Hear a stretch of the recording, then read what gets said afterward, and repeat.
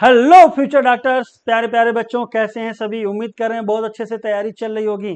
तो आपका most awaited आपका टेस्ट सीरीज जिसका नाम है आईपीएल, जिसमें आप लोग बहुत अच्छे से परफॉर्म करते हो और ये स्पेशलाइज्ड होती है टॉपिक वाइज। किस क्वेश्चन को ज़्यादा पूछा गया है, किस टाइप के, उस क्वेश्चन से रिलेटेड हम लोग बनाते हैं। जैसे केमिकल्स हो गए, सीक्वेंस हो गया, इन सब चीज़ों को। तो पूरे बायोलॉजी में जहाँ केमिकल्स होगा उसका क्वेश्चन बना होगा। तो ध्यान रखिएगा, केमिस्ट्री और बायो दोनों में जहाँ जहाँ केमिकल्स होंगे सारे क्वेश्चन आपको आज इस टेस्ट से मिल जाएंगे। चलिए उसका डिस्कशन स्टार्ट करते हैं। हमारा मिशन है नीट 2025 के लिए। अब पढ़ने का अधिकार सबको और डॉक्टर बनने का भी अधिकार सबको। Question number 91, lecithin, a small molecular weight organic compound found in living tissue is an example of। तो बेटा लेसेथिन बेटा आपका लिपिड है, और अगर आप देखेंगे तो एक फास्फेट कंटेनिंग है, इसलिए बोलते हैं फास्फोलिपिड। तो सिंपल सा था, कहाँ पाया जाता है? सेल मेम्ब्रेन में पाया जाता है।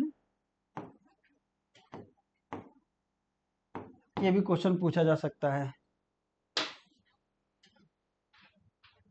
Question number 92, which of the following are required for dark reaction of photosynthesis.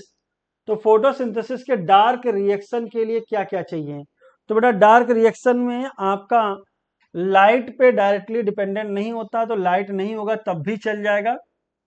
तो क्लोरोफिल चाहिए, आपका लाइट और लाइट से रिलेटेड चीज़ों को हटा सकते हो आप। तो बचेगा क्या? CO2 चाहिए, ATP चाहिए और NADPH2 चाहिए। तो आंसर हो जाएगा CDE। हालांकि अगर लाइट और क्लोरोफिल नहीं रहेगा तो ज़्यादा समय तक नहीं रहेगा, क्योंकि ATP और NADPH2 लाइट रिएक्शन में बनते हैं। तो ध्यान रखिएगा, आंसर हो जाएगा आपका थर्ड। जब एक बार क्वेश्चन आया था आपका पीवाईक्यू में, तो लाइट रिएक्शन के लिए क्या चाहिए, ये क्वेश्चन था। तो उसमें लाइट रिएक्शन में क्या हो जाएगा? लाइट और chlorophyll.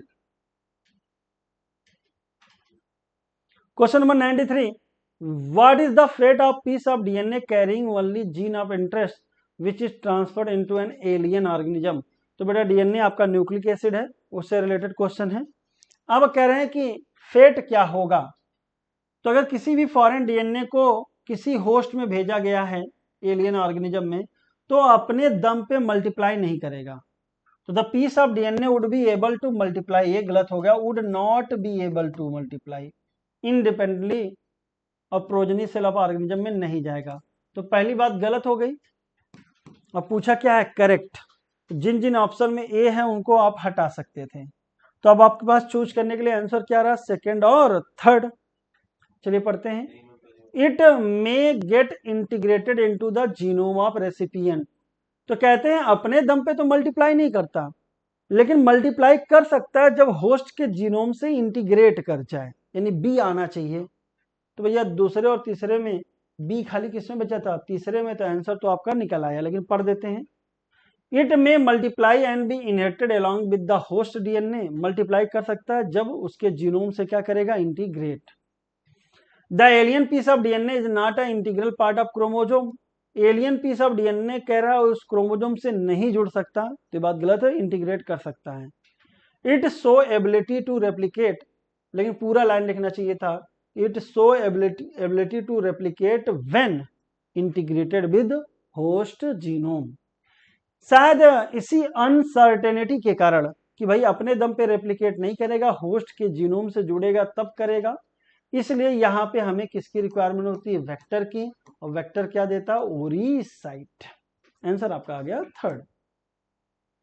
Question number 94, statement 1 and 2, BT toxins are insect group specific and coded by a gene CRY1AC। तो बेटा BT toxin insect group specific होता है, जैसे कॉर्न बोरर के लिए CRY1AB होता है, कॉटन बॉल वर्म के लिए CRY1AC एंड CRY2AB। तो जीन क्राई लिखना चाहिए था, CRY1AC भी चल जाएगा, कोई दिक्कत की बात नहीं है। लेकिन CRY1AC एंड CRY2AB किसके लिए होगा? तो ये हो जाएगा बेटा आपका कॉटन बॉल वर्म के लिए। BT toxin exist as inactive protoxin in bacillus thuringiensis. However, after ingestion by the insect, the inactive protoxin get converted into active form due to acidic pH, pH बेटा आपका acidic कर दिया गया है, जबकि क्या होना चाहिए था यहाँ पे alkaline pH.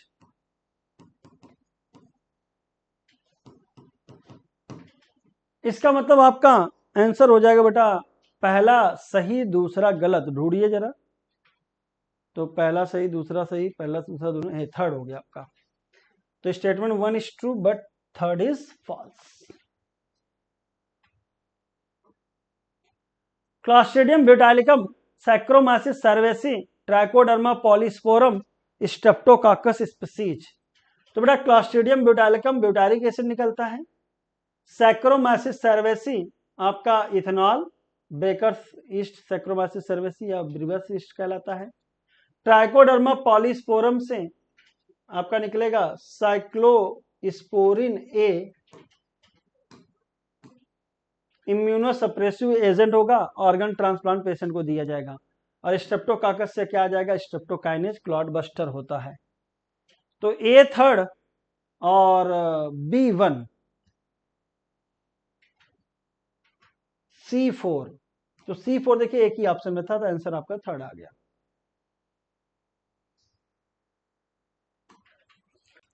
Question number 96, the lactose present in the growth medium of bacteria is transported to the cell by the action of. तो भैया ये कह रहा है कि ये जो इकोलाई है, इस मीडियम में अगर आप लैक्टोज दे रहे हैं तो ये लैक्टोज इस इकोलाई के अंदर कैसे जा रही है, तो कौन सा एंजाइम आएगा, परमिएज। तो आंसर हो जाएगा थर्ड। डाइजेशन कौन करेगा, बीटा गैलेक्टोसिडेज। कौन कौन से जीन बनाते हैं, जेड जीन से बनता है, ए से बनता है एसिटाइलेज और वाई से बनता है परमिएज। Question number 97, a transcription unit in DNA is defined primarily by 3 regions in DNA and these are with respect to upstream and downstream end। तो भैया ये कोडिंग स्टैंड से दिखा जाता है और कोडिंग के 5 डैश पे स्ट्रक्चर जीन को 0 मानते हैं, तो उसके 5 मतलब ऊपर जा रहे हो और 3 मतलब डाउन जा रहे हो। तो भैया ये स्ट्रक्चरल जीन, प्रमोटर और टर्मिनेटर। तो प्रमोटर किधर होगा 5 dash in up stream, terminator किधर होगा डाउन स्ट्रीम 3 डैश इन, और बीच में फ्लैंक्ड होगा कौन, आपका स्ट्रक्चरल जीन। और जो भी बेटा अगर हम लोग करते हैं याद रख लेना, वो on the basis of coding stand करते हैं। तो कोडिंग के 5 डैश पे प्रमोटर और 3 डैश पे टर्मिनेटर।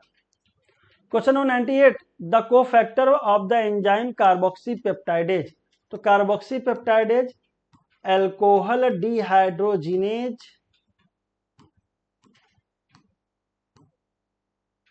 एंड कार्बोनिक एनहाइड्रेज, इनके लिए बेटा आपका आता है zinc as a cofactor, metallic cofactor. तो आंसर हो जाएगा first. Question number 99, GLUT4 insulin trypsin collagen. अब बेटा ये कह रहा है कि ग्लूट4 का नाम ही होता है enable the glucose transport into the cell. A4 एक ही ऑप्शन में था, आंसर तो मिल गया। इंसुलिन हार्मोन होता है, ट्रिप्सिन बेटा आपका एंजाइम है, collagen most abundant fibrous protein पाया जाता है एनिमल वर्ल्ड में। कोलेजन कैसा होता है, अगर कलर देखना है तो वाइट होगा, और नेचर देखना है तो कैसा होगा, इन इलास्टिक। अगला क्वेश्चन, इंसुलिन के बारे में क्वेश्चन पूछा जा सकता है। इंसुलिन एज निकलता है प्रो इंसुलिन, और प्रो इंसुलिन में चेन पाया जाता है ए, बी और सी, और मैच्योर में कौन पाया जाता है, ए और B.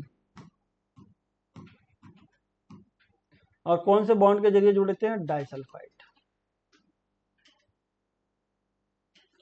Identify the step in try carboxylic acid cycle which does not involve oxidation of substrate. तो क्वेश्चन नंबर 100 हो गया।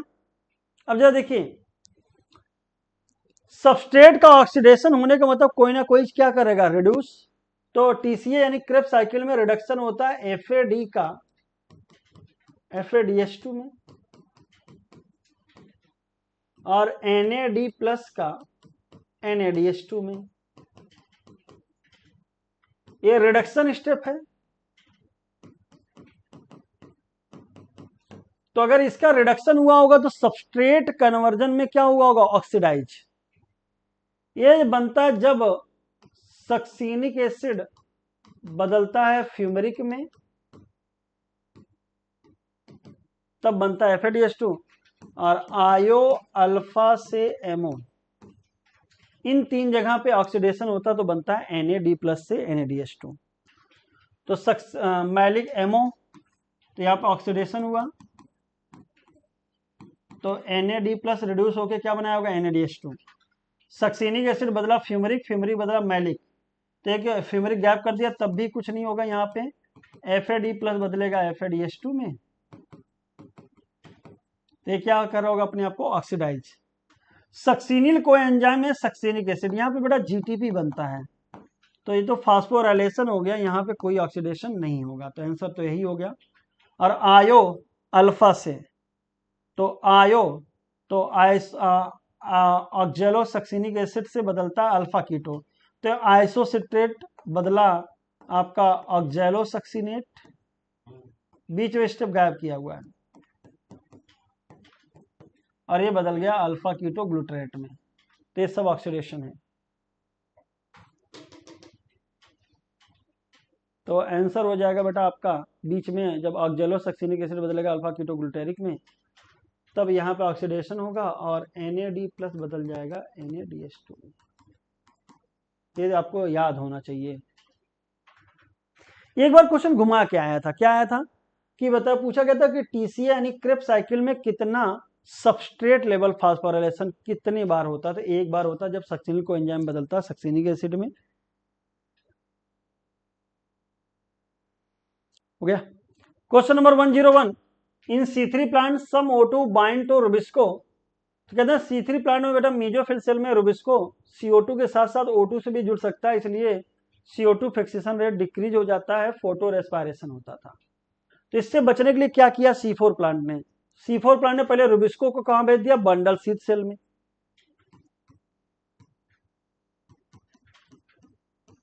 अब व्यवस्था कर दिया कि रुबिस्को के सामने खाली क्या जाए, CO2 O2 ना जाए। तो लिखा क्या, in C4 plant mesophyll cell so very little photorespiration, तो ये मेसोफिल सेल में जब रुबिस्को है ही नहीं तो जाहिर सी बात है चांस कैसे हो सकता है, तो यहां पे तो लिखना चाहिए था नो फोटो रेस्पायरेशन, तो जब रुबिस्को ही नहीं है तो ऑक्सीजन से क्या जुड़ेगा, और लिखना चाहिए था bundle sheath cell do not show या वेरी लिटिल फोटो रेस्पायरेशन, चल जाता, क्योंकि बंडल शीथ सेल में रुबिस्को है लेकिन व्यवस्था करके ऑक्सीजन से नहीं मिलने दिया जाता। क्या व्यवस्था की जाती है, सेवरल लेयर्ड थिक, कैसी की जाती है, इम्परवियस, गैसेस सेक्शन बाहर के अंदर नहीं जा सकते, इंटरसेलुलर स्पेस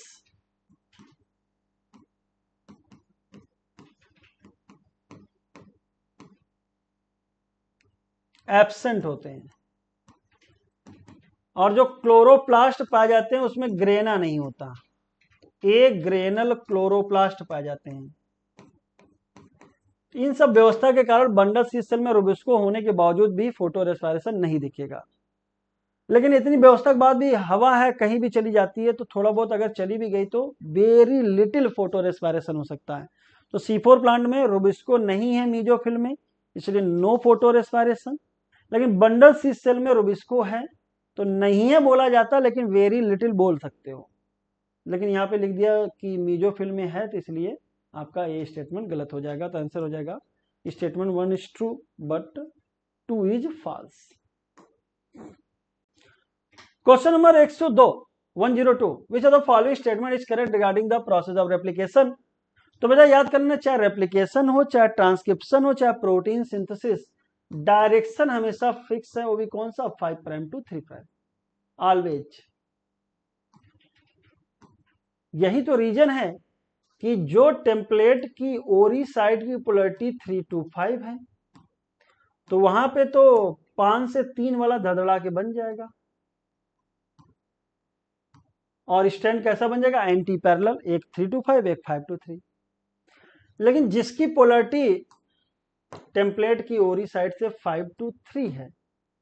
अब यहां पे अगर 5 to 3 वाला बना देंगे तो दोनों स्टैंड कैसे हो जाएंगे, पैरेलल, जो कि रूल ऑफ कॉम्प्लीमेंटरिटी के खिलाफ है। तो यहाँ पीछे से बनेगा ऐसे 5 to 3, 5 to 3।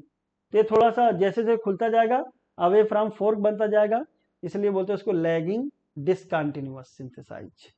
यहाँ पे क्या बोलते हैं, तुरंत खुला बनने लगा, लीडिंग एंड कंटिन्यूअस। तो DNA dependent DNA polymerase 3 to 5 गलत हो जाएगा, डीएनए डिपेंडेंट, लेकिन यहाँ पे आरएनए कर दिया इसलिए लाइन गलत हो जाएगा। यहाँ पे लिखा 5 to 3 और 3 to 5 दोनों करता है, गलत हो जाएगा, आंसर हो जाएगा fourth. DNA dependent DNA polymerase catalyse polymerization only in 5' to 3'। Question number 103, common cold haemozoin Widal test allergy. तो बेटा याद कर लीजिएगा, विडाल टेस्ट टाइफाइड के लिए किया जाता है, सी की मैचिंग सेकंड के साथ हो गई। कॉमन कोल्ड बेटा राइनो वायरस से होता है, ए की मैचिंग थर्ड के साथ, एक ही ऑप्शन में थर्ड था ये। हीमोज्वाइन ग्रेन्यूल बेटा आपका प्लाज्मोडियम के इन्फेक्शन से, आरबीसी के टूटने से निकलता है, और डस्ट और माइट से एलर्जी होती है।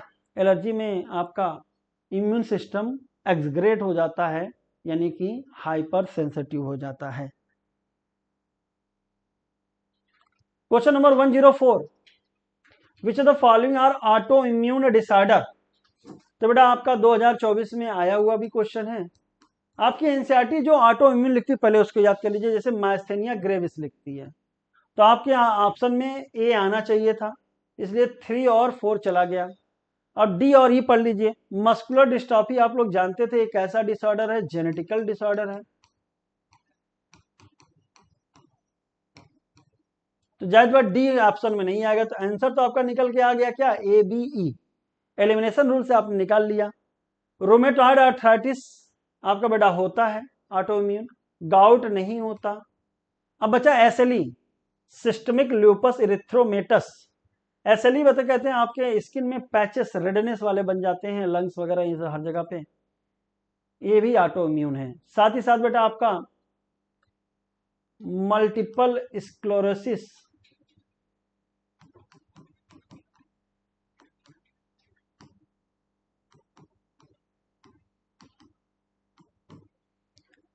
सोरियोसिस, विटिलिगो और ग्रेव्स डिजीज, ये भी ऑटो इम्यून की कैटेगरी में आते हैं, इतना याद कर लीजिएगा। Question number 105, which one is correct product of DNA dependent RNA polymerase to given template. तो टेम्पलेट दिया गया है और यहां से आरएनए बनाना है, तो भैया आरएनए बनाने वाला DNA dependent RNA polymerase complementarity rule से बनाता है। तो ये 3 to 5 है और टेम्पलेट दिया है, तो जो बनेगा वो कैसा बनेगा, एंटी पैरेलल, मतलब 5 to 3। थायमिन के सामने क्या आएगा, एडेनिन, और एडेनिन के सामने आएगा थायमिन की जगह यूरासिल, क्योंकि भाई आरएनए है। तो पहले देखिए अब आपको कैसे निकालना था, एयू देखिए किस किस में है, तो एटी की वजह से आपका चला गया। अब आया एयू एयू एयू, अब यहां पे देखिए जीयू जीयू जीयू तीनों में कॉमन है, पोलरिटी भी कॉमन है, यूए यूए जी जी जी। अब यहां पे आपको एलिमिनेट करना था, चलिए आइए। तो यूए, तो लास्ट वाले में आइए, तो यू जी तो कॉमन हो गया, क्योंकि ए के सामने यू आएगा, सी के सामने जी, टी के सामने ए, टी के सामने ए और यू, तो ये आया ए यू, तो आपका ये चला गया ए यू। अब जरा देखिए सब कॉमन है तो हटाइए, खुद खुद देखते जाइए, आग U A U G U. अब यहां पे गड़बड़ी है, तो भाई 4 कोडन हटाइए, इसके बाद देखिए क्या था, टी जी जी, तो ये हो जाएगा ए सी सी, यानी पहला आंसर। ऐसे निकालना है भाई साहब, काफी लंबा। तो एक तरीका अगर आप सारे को लिख के करिए, या तो फिर एलिमिनेट करते हुए चले जाइए, ये ज्यादा आसान है, क्योंकि सारे लिखते हुए अगर एक भी मिस कर गए तो आपका गलत हो सकता था। तो आंसर हो जाएगा बेटा आपका 105 का 1। रूल ऑफ कॉम्प्लीमेंटरिटी से आप पूरा सीक्वेंस बना सकते थे।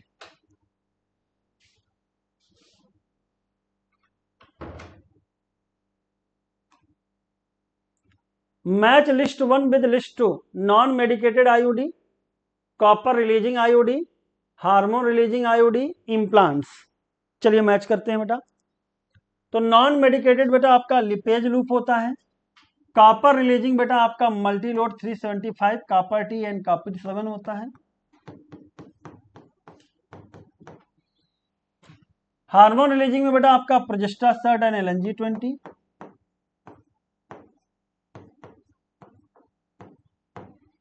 और इम्प्लांट में हार्मोन डाला जाता है प्रोजेस्टोजेंस। इम्प्लांट स्किन के अंदर इसकी इफेक्टिव पीरियड ज़्यादा होता है। इंजेक्शन भी उसमें प्रोजेस्टोजन होता है और दवाइयाँ जो होती है उसमें भी प्रोजेस्टोजन या एस्ट्रोजन का कॉम्बिनेशन होता है, बस इफेक्टिव पीरियड बदल जाता है। दवाइयाँ जो खाते हैं ओरल कॉन्ट्रासेप्टिव पिल्स या तो डेली होगा या तो वीकली होगा, इंजेक्शन मंथली ईयरली होता है, और इम्प्लांट 3 साल 5 साल 7 साल। तो A3 और B1, A3 B1 और C4 आंसर हो जाएगा 4th।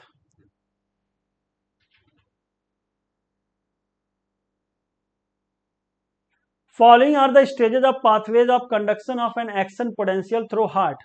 याद रखिएगा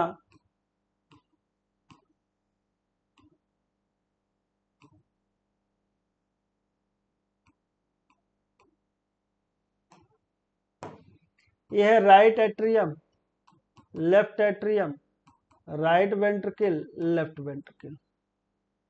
अब देखिए जरा कैसे है। ये है SA node, right upper corner, lower left corner AV node, इनके बीच में ऐसे ऐसे बंडल पाए जाते जो एनसीईआरटी लेबल नहीं करती, थोरस बंडल। एवी नोड से निकलता है एवी बंडल, जो एवी वाल्व को क्रॉस करके कहाँ एमर्ज होता है, इंटरवेंट्रिकुलर सेप्टम। कितने हिस्सों में डिवाइड हो जाता है, 2 हिस्सों में, बंडल ऑफ हिस्स। अब ये पूरा लेफ्ट को चला गया और ये पूरा राइट को, परकिंजे फाइबर। तो लास्ट में आएगा परकिंजे फाइबर। तो देखिए तुम्हें कुछ अभी नहीं आता, लास्ट में परकिंजे तो मुझे लगता है हर बच्चे को याद होता है। ऐसे नोट से शुरू होता है और परकिंजे पे खत्म होता है। तो ऐसे नोट क्या था, ई। ऐसे नोट के बाद हमको लगता है हर बच्चों को इतना तो याद ही रहता है, ऐसे नोट एवी नोट। तो ईसी एक ही ऑप्शन में था तो आंसर हो जाता। तो ऐसे पूरा आपको पिक्चर बना के रखना चाहिए, SA node, AV bundle, bundle of His, उसके बाद परकिंजे फाइबर। मैचिंग है टाइफाइड, लिस्मेनियासिस, रिंगवर्म, फाइलेरियासिस।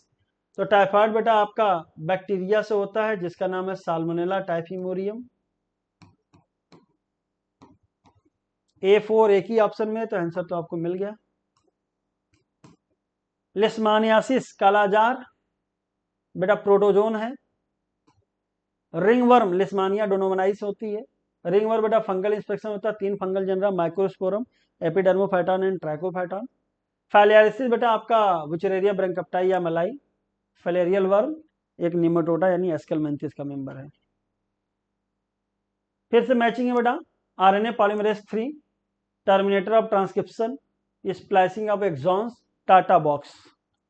तो बेटा आपको आरएनए पॉलीमरेज 3 यूकैरियोट में अगर देखेंगे तो बेटा 5 याद कर लीजिएगा। 5s ribosomal RNA, SNRNA and tRNA बनाता है। तो मैचिंग किससे हो जाएगी, 4 के साथ, और एक ही ऑप्शन में 4 था, आंसर हो जाता। टर्मिनेशन के लिए बेटा आपका रो फैक्टर चाहिए, स्प्लाइसिंग के लिए स्प्लिसियोसोम चाहिए। ये है स्प्लिसियोसोम, ये बने होते हैं बेटा SNRNA प्लस प्रोटीन के, और इसको 60 में जोड़ के बोलते हैं SNRNA, ए हटा के पी लगा देते हैं, SNRNPs। टाटा बॉक्स बेटा प्रमोटर रीजन में पाया जाता है, और कहते हैं टाटा बॉक्स वह पोजीशन है प्रमोटर रीजन का जहां पे आरएनए पॉलीमरेज जुड़ता है। आंसर हो जाएगा 4th। जो भी बॉक्स होते हैं वो प्रमोटर रीजन में पाए जाते हैं जिससे आरएनए पॉलीमरेज जुड़ता है।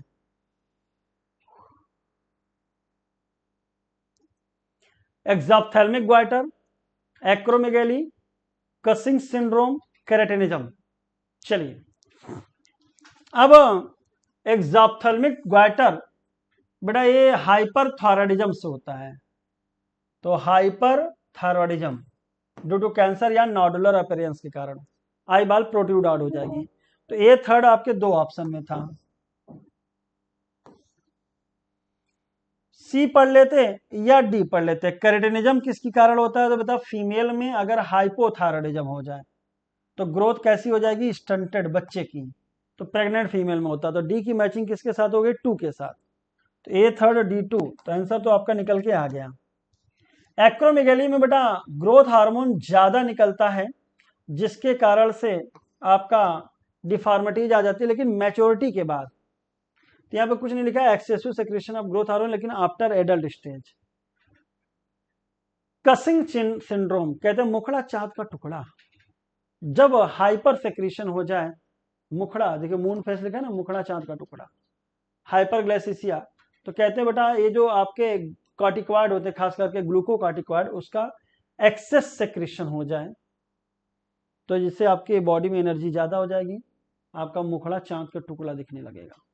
कसिंग सिंड्रोम यानी ये हाइपर है।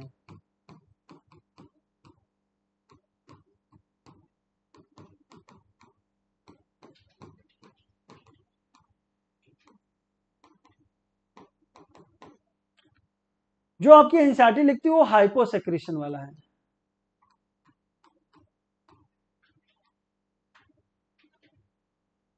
हाइपोसेक्रेशन। और वो जो है बेटा वो है आपका एडिसन्स डिजीज। तो दोनों आपको हाइपर और हाइपो वाला याद होना चाहिए, ठीक है। बाकी आप जो जानते थे उसकी मैचिंग से भी निकाल सकते थे। Question number 111, how many ATP and NADP are required for the synthesis of 1 molecule of glucose during Calvin cycle? 6, 12, 18, 1। तो 6 CO2, 12 NADPH2, 18 ATP और 1 ग्लूकोज बनता है। तो 12 NADPH2, 18 ATP, आंसर हो जाएगा second. In gene gun method use to introduce alien DNA into host cell ओवी plant में, इसमें गोल्ड और या टंगस्टन की कोटिंग की जाती है। माइक्रो इंजेक्शन का इस्तेमाल किया जाता है आपका एनिमल सेल में डायरेक्ट ट्रांसफर के लिए।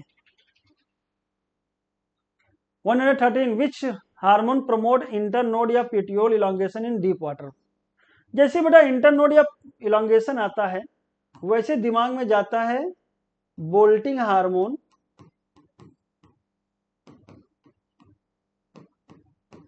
जिब्रेलिन्स। लेकिन बेटा यहां पे पूरा पढ़ोगे तो क्या लिखा? Deep water rice plant. तो ध्यान रखना इसके लिए स्पेशल आपका आएगा ethylene.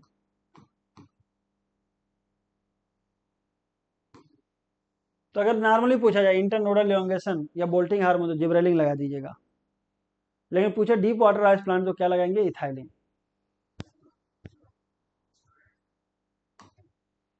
Question number 114, what is the role of RNA polymerase third? अभी बताया था 5-SN-T। तो 5S ribosome SN-RNA NT-RNA, answer हो जाएगा आपका सेकेंड। 28 वाले 18 वाले और ये बोलते हैं आरएनए पॉलीमरेज 1, और प्रिकर्सर ऑफ mRNA hRNA बनाता है आरएनए पॉलीमरेज 2। तो 2 करते ही H आ जाता है, तो आंसर हो जाएगा बेटा आपका second. Question number 115, ATP used eight 2 step in glycolysis? सही बात है। कब होता है? जब ग्लूकोज बदलता है ग्लूकोज 6 फॉस्फेट में, और फ्रक्टोज 6 फॉस्फेट बदलता है fructose 1,6 bis phosphate.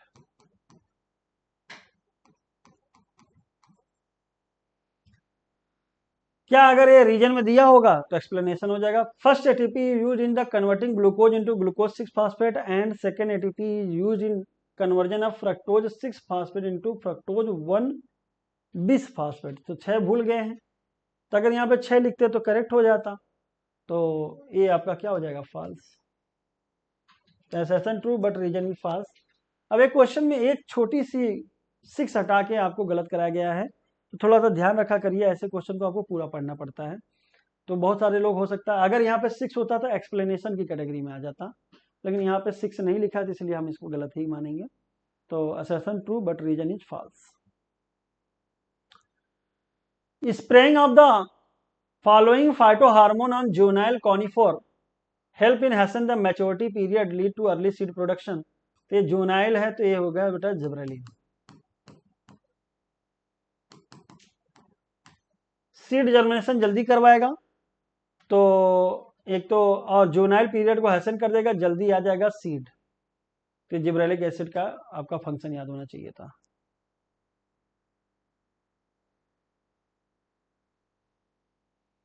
Question number 117, if we make a carbohydrates which contain 1000 monomeric sugar, then how many water molecules are loose during this process and how many glycosidic bonds are present in this carbohydrates respectively। तो यार देखिए, bond हमेशा जो भी monomer होते उससे कम आता है। तो मोनोमर कितना है 1000, तो बॉन्ड आ जाएगा आपका 999, और जितना बॉन्ड बनता है उतनी बार आपका कंडेंसेशन मतलब वाटर का रिमूवल होगा। तो क्या पूछा, वाटर और बॉन्ड, तो दोनों सेम हो जाएंगे, आंसर हो जाएगा फोर्थ 999999।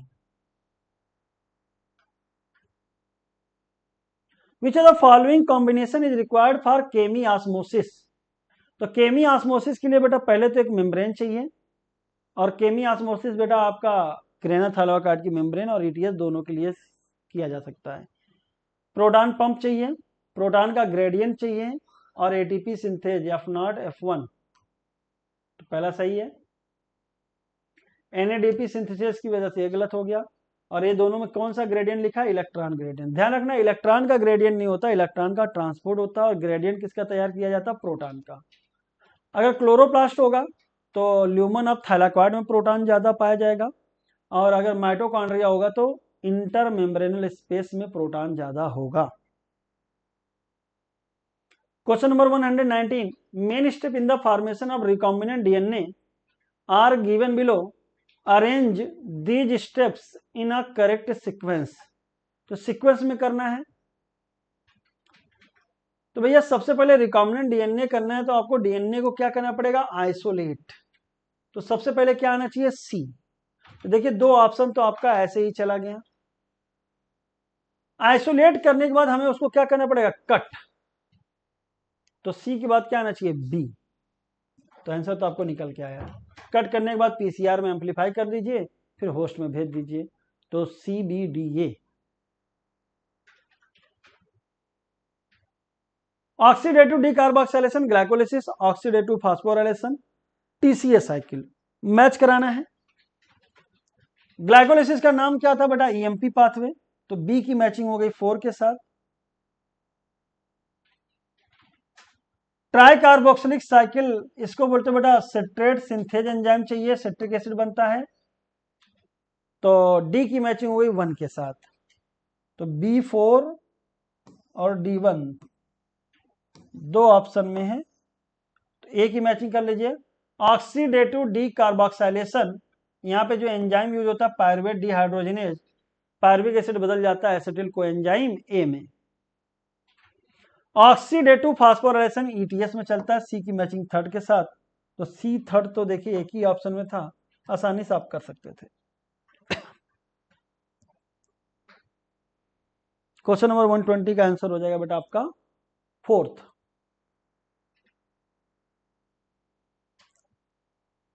तो बेटा ये रहा discussion chemical disease and sequences का। सीक्वेंस का ट्रेंड बढ़ रहा है, और सीक्वेंस लगाने का सिंपल तरीका होता है पहला लास्ट, पहले का जस्ट तुरंत वाला। तो ऐसे में आप ऑप्शन आ जाइए तुरंत और उसी हिसाब से लगाइए। जैसे पहला मिला ऑप्शन आ जाइए, अगर पहला ज्यादा दिया तो लास्ट वाला ढूंढ लीजिए, फिर उसके जस्ट बगल वाला। चलिए अब आगे आपके सामने आ रहे हैं silent sir. Bye bye, take care. उम्मीद करते हैं अच्छे से आपने। Now question number 121. Match list 1 with list 2. P wave, Q wave, QRS complex और ये T wave। तो ये P wave, ये QRS complex और ये T wave, ये electrical activity of the heart during cardiac cycle, उसको रिकॉर्ड करते हैं, उसी का ग्राफिकल रिप्रेजेंटेशन है, इसे ECG बोलते हैं। तो P वेव ये एट्रियल डिपोलराइजेशन या एट्रियल सिस्टोल या एट्रियल कॉन्ट्रैक्शन, इसको रिप्रेजेंट करता है। QRS कॉम्प्लेक्स ये वेंट्रिकुलर कॉन्ट्रैक्शन, वेंट्रिकुलर डिपोलराइजेशन भी बोल सकते हैं, या वेंट्रिकुलर सिस्टोल को। टी वेव जो है ये वेंट्रिकुलर रिपोलराइजेशन या वेंट्रिकुलर रिलैक्सेशन को रिप्रेजेंट करेगा। तो पी वेव हो गया यहाँ पर डिपोलराइजेशन ऑफ एट्रिया के लिए। Q wave, shortly after Q wave ventricular systole begins, तो बिगिनिंग ऑफ सिस्टोल से एसोसिएटेड है। QRS कॉम्प्लेक्स ये डिपोलराइजेशन ऑफ वेंट्रिकल्स या कॉन्ट्रैक्शन ऑफ वेंट्रिकल से, और टी वेव ये रिपोलराइजेशन ऑफ वेंट्रिकल से। तो यहाँ पर आंसर होगा A is third, B is first, answer is first. Now we move to other question. Question number 122, which one of the following techniques does not serve the purpose of early diagnosis. तो अगर हमें disease को अगर early diagnose करना हो तो इसके लिए हम लोग मॉलिक्यूलर डायग्नोस्टिक मेथड्स यूज़ करेंगे, मॉलिक्यूलर डायग्नोसिस। और इसमें 3 हैं, रिकॉम्बिनेंट डीएनए टेक्नोलॉजी, एलाइजा और PCR, पॉलीमरेज चेन रिएक्शन। तो यहाँ पर ये 3 दिए हुए हैं। और ये सीरम एंड यूरिन एनालिसिस ये ट्रेडिशनल मेथड्स हैं, और ये मेथड्स तब यूज़ किए जाते हैं जब डिजीज़ आगे बढ़ चुकी होती है, फ्लरिश कर चुकी होती है। तो ये अर्ली डायग्नोसिस में हेल्प नहीं करेगा, serum and urine analysis. Now we move to other question. Question number 123, ringworm filariasis, malaria and pneumonia. तो निमोनिया एसोसिएटेड है हीमोफिलस इन्फ्लुएंजी, या फिर दूसरा इसका पॉजिटिव एजेंट दिया हुआ है स्ट्रेप्टोकोकस निमोनी।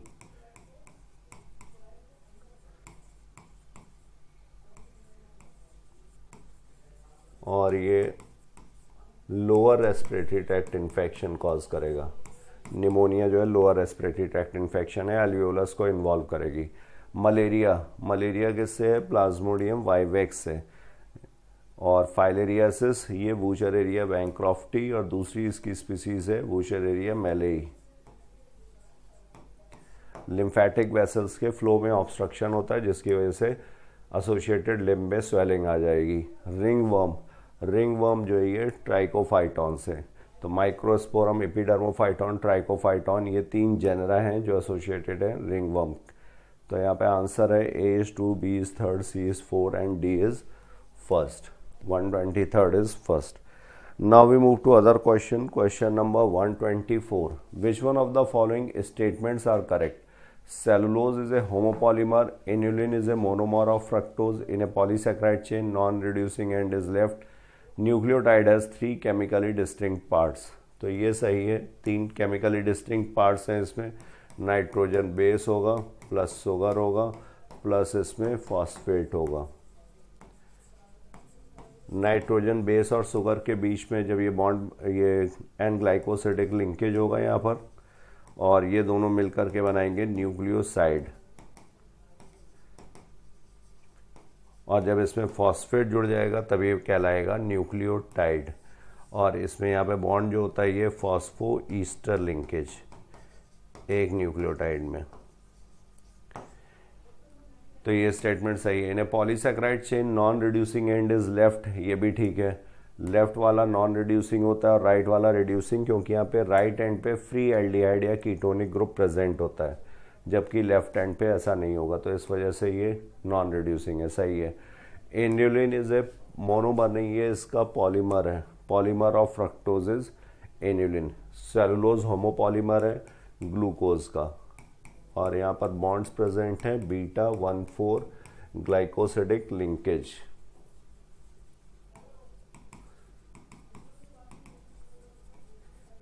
तो ये भी सही हो गया, ए, सी और डी यहाँ पर सही है।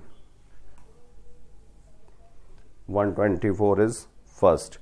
Now we move to other question. Question number 125, given below are 2 statements. 2 statement हैं। In prokaryotes the positively charged DNA is held with some negatively charged proteins in a region called nucleoid. Positively charged नहीं, ये गलत दिया हुआ है, negatively charged DNA होगा, negatively charged. और negative charge किसकी वजह से होता है, फॉस्फेट की वजह से। डीएनए एसिडिक होगा, निगेटिवली चार्ज होगा, हाइड्रोफिलिक होता है, तो ये गलत। In eukaryotes, the negatively charged DNA is wrapped around the positively charged histone octamer to form nucleosome. ये सही है. यूकैरियोट्स में हिस्टोन ऑक्टामर होगा, H2A, H2B, H3 और H4. इन सब के डाइमर्स, इसका भी डाइमर, इसका भी डाइमर, इसका, तो टोटल हो जाएंगे 8. तो इनको बोला जाता है हिस्टोन ऑक्टामर्स, 8 यूनिट्स. और ये सही है. ये डीएनए के अराउंड रैप होकर के न्यूक्लियोसोम बनाता है. 1 3/4 टर्न डीएनए का रैप होता है. और टोटल जो बेस पेयर्स हैं वो 200 बेस पेयर होते हैं पर न्यूक्लियोसोम. तो statement 2 is correct but statement 1 is incorrect. Answer is 4th. Now we move to other question. Question number 126. Match list 1 with list 2. CCK cholecystokinin pancreozymin. तो ये pancreas पर act करेगा. गैस्ट्रिक इनिबिटरी पेप्टाइड, ये gastric glands के secretions को inhibit करता है. Atrial नेट्रियोरेटिक factor, ये हार्ट से रिलीज होगा, एट्रिया से. और ये रास मैकेनिज्म पर चेक का काम करेगा. रेनिन एंजियोटेंसिन एल्डोस्टेरोन सिस्टम, ये ब्लड प्रेशर को बढ़ाने का काम करता है. और एएनएफ जो होगा इसको कम करेगा. वैसोडाइलेटर है ये. एडीएच एंटी डाययूरेटिक हार्मोन, ये किडनी पर एक्ट करेगा. वाटर रिटेनिंग हार्मोन है. ADH anti diuretic hormone, water को रिटेन करेगा, वाटर रिटेनिंग. तो यहाँ पर आंसर हुआ A is 4th, B is 3rd, C is 2nd and D is 1st. Now we move to other question. Question number 127. Given below are two statements. A protein is imagined as a line, the left end represented by first amino acid, C terminal, and the right end represented by last amino acid, N terminal. तो ये गलत दिया हुआ है. पहला amino acid जो होगा, amino acid क्या होते हैं, ये सब्सटीट्यूटेड मीथेन है. यहाँ पर अमाइनो ग्रुप इधर लिखा जाएगा, कार्बोक्सिलिक ग्रुप इधर. फिर जब नेक्स्ट अमाइनो ग्रुप आएगा तो यहाँ पर H2O का रिमूवल हो जाएगा, -H2O, डिहाइड्रेशन सिंथेसिस होगी. और ये इस तरह से. तो ये वाला एंड जो होगा ये एन टर्मिनल कहलाता है, और राइट एंड जो है ये सी टर्मिनल. तो right end represented by N terminal गलत, और ये भी गलत. Adult human haemoglobin consist of 4 सब यूनिट्स. तो इसमें 2 अल्फा और 2 बीटा पॉलीपेप्टाइड चेन्स हैं. तो ये स्टेटमेंट सही है. तो statement 1 is incorrect but statement 2 is true. Answer होगा यहाँ पर 4th, 127. Now we move to other question. Question number 128. Heroin. Heroin will slow down body functions. ये डिप्रेसेंट है. मैरिजुआना, इसका इफेक्ट होता है कार्डियोवैस्कुलर सिस्टम पर. कोकेन, ये डोपामीन का interfere with transport of dopamine. सही है. मॉर्फिन, मॉर्फिन जो है ये एनाल्जेसिक, पेन किलर, एनाल्जेसिक. जो पेन किलर्स हैं उनको एनाल्जेसिक बोलते हैं. सर्जरी वगैरह में इसको यूज़ करते हैं. पोस्ट सर्जरी जब पेन सिवियर होगा तब इसका यूज़ करते हैं. तो A is 2nd, B is 1st, C is 4th and D is 3rd. Answer होगा यहाँ पर 1st. Now we move to other question. Question number 129. Which one of the following is the sequence on corresponding coding strand? ये coding strand का पूछा गया. If the sequence on mRNA formed is as follows.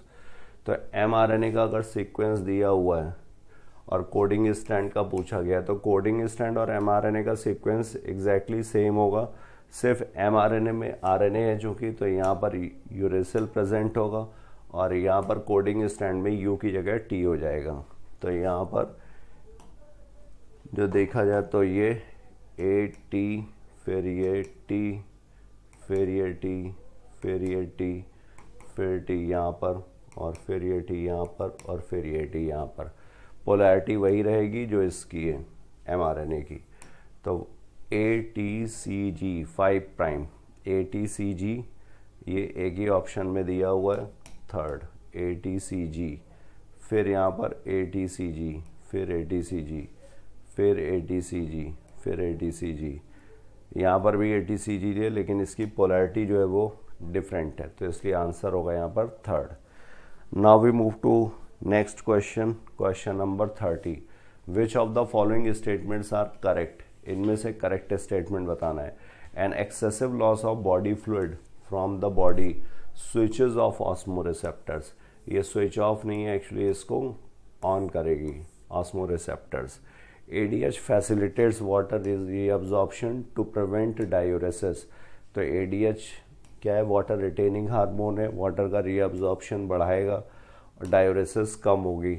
Anti diuretic hormone है, तो सही है ये। NF causes vasodilation, ये भी सही है।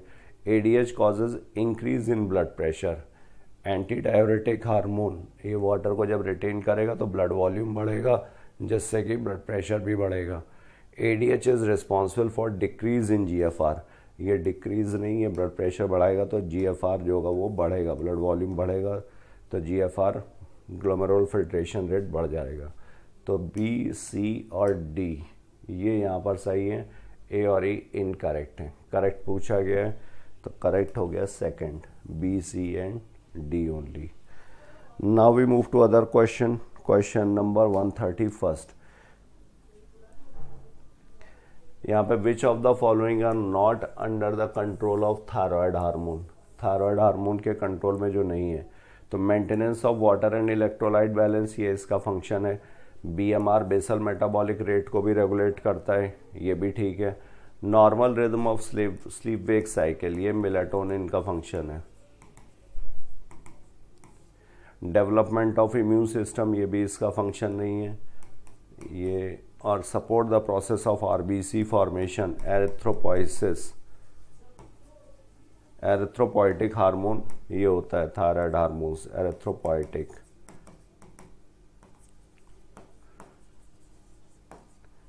तो ये यहाँ पर सही है, तो नॉट अंडर द कंट्रोल हुआ यहाँ पर C and D only.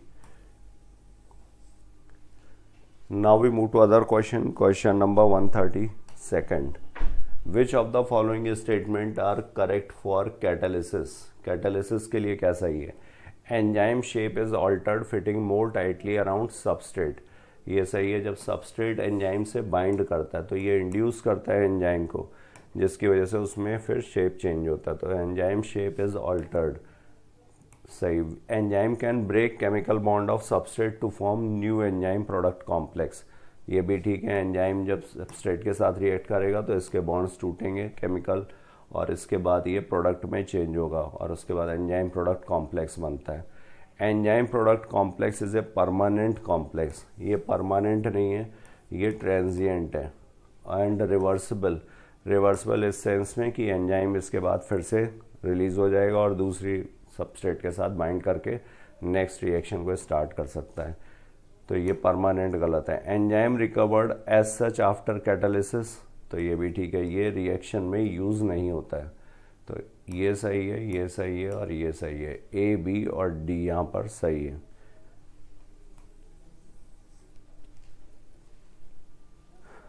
Now we move to other question, question number 133. Choose the correct pair from the following. Ligases join the two DNA molecules, ये सही है, ये फॉस्फोडाइस्टर लिंकेज को establish करता है।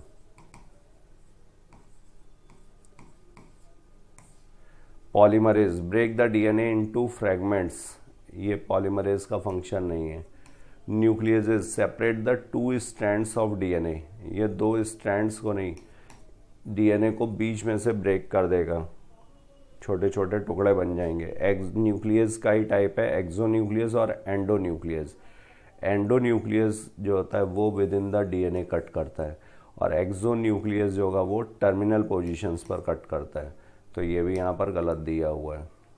तो करेक्ट आंसर होगा यहाँ पर ligases. Now we move to other question, question number 134। Select the correct match. Haemophilia, haemophilia Y linked नहीं है, हीमोफीलिया A, B ये एक्स लिंक्ड है, सेक्स लिंक्ड, एक्स लिंक्ड। यहाँ पर क्रोमोसोम, यहाँ पर क्लॉटिंग फैक्टर की कमी होती है 8, यहाँ पर क्लॉटिंग फैक्टर डेफिशिएंट होता है 9, और हीमोफीलिया सी जो ऑटोसोमल रिसेसिव है वहाँ पर क्लॉटिंग फैक्टर 11। तो 8, 9 और 11 की कमी होती है। फेनाइल कीटोनूरिया ये ऑटोसोमल डोमिनेंट ट्रेट गलत दिया हुआ है, ये ऑटोसोमल रिसेसिव ट्रेट है। फेनिलएलानिन हाइड्रोक्सिलेज की कमी हो जाएगी। Sickle cell anaemia autosomal recessive है, क्रोमोसोम नंबर 11 पर इसका जीन है, ये सही दिया हुआ है। थैलासीमिया भी ऑटोसोमल लिंक डिजीज है, एक्स लिंक्ड यहाँ पर गलत दिया हुआ है। तो आंसर हुआ यहाँ पर 3rd correct match. Now we move to other question. Question number 135, identify the substances having glycosidic bond and peptide bond respectively in their structure. तो ग्लाइकोसिडिक बॉन्ड किस में होगा? शुगर मॉलिक्यूल्स के बीच में। तो यहाँ पर शुगर के पॉलीमर्स कौन से हैं? काइटिन, सेलुलोज और इन्युलिन। तो और इसके बाद पूछा गया पेप्टाइड बॉन्ड। तो पेप्टाइड बॉन्ड यहाँ पर सिर्फ ट्रिप्सिन में और इंसुलिन में। तो यहाँ पर ये कॉम्बिनेशन सही है। Inulin is a polymer of fructose, और यहाँ पर बॉन्ड प्रेजेंट होंगे ग्लाइकोसिडिक, और इंसुलिन ये पॉलीपेप्टाइड चेन है, ए और B. Now we move to next question. Question number 136, select the incorrect match for protein. यहाँ पर इनकरेक्ट बताना है आपको। बीटा प्लीटेड शीट, तो ये सही है, beta pleated sheet. Alpha helix, ये भी ठीक है। क्वाटरनरी स्ट्रक्चर, ये भी ठीक है। प्राइमरी स्ट्रक्चर जो होता है ये लिनियर स्ट्रक्चर होता है। अमाइनो एसिड जो होते हैं ये पेप्टाइड बॉन्ड से कनेक्टेड होते हैं। और इससे क्या पता चलेगा? इससे sequence, number, type of amino acids, ये सब स्टडी किए जाते हैं प्राइमरी स्ट्रक्चर से। पेप्टाइड बॉन्ड सिर्फ यहाँ पर प्रेजेंट होगा। यहाँ पर जो बीटा प्लीटेड और अल्फा हेलिक्स हैं, इसमें पेप्टाइड बॉन्ड के साथ साथ हाइड्रोजन बॉन्ड भी दोनों में। और क्वाटरनरी स्ट्रक्चर में मोर देन 1 पॉलीपेप्टाइड चेन होगी, प्लस यहाँ पर जो बॉन्ड्स प्रेजेंट होते हैं, hydrogen bond, hydrophobic bond, covalent bond, van der Waal forces. तो यहाँ पर इनकरेक्ट कौन सा हुआ? 4th। Now we move to other question. Question number 137, identify the correct statement with regard to G1 phase of interphase. DNA synthesis और replication take place. तो correct statement पूछा गया, डीएनए सिंथेसिस एस फेज का है। Reorganisation of all cell components take place, ये भी गलत है, सारे सेल कंपोनेंट्स का रीऑर्गेनाइजेशन नहीं होगा, G2 में भी होता है। Cell is metabolically active, grows but does not replicate is DNA. तो ये सही है। यहाँ पर न्यूक्लियर डिवीजन ये एम फेज में होगा। तो आंसर हुआ यहाँ पर 3rd। Now we move to other question. 138, which is the important site for formation of glycoproteins and glycolipids in eukaryotic cell. तो ग्लाइकोप्रोटीन्स एंड ग्लाइकोलिपिड्स, ग्लाइकोसाइलेशन और ग्लाइकोसिडेशन, तो यहाँ पर ये फंक्शन है किसका? गोल्गी बॉडीज़ का। गोल्गी बॉडीज़ पैकेजिंग में, ट्रांसपोर्ट में,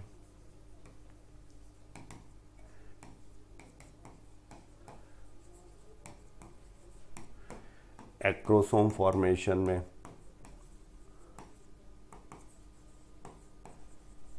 इन सभी में इन्वॉल्व है।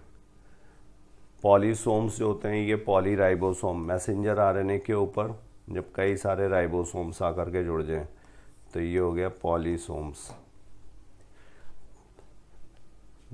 Now we move to next question 139। In gel electrophoresis separated DNA fragments can be seen in. तो ये acetocarmine in bright blue light, ethidium bromide in ultraviolet radiation, acetocarmine in ultraviolet, ethidium bromide in infrared radiation.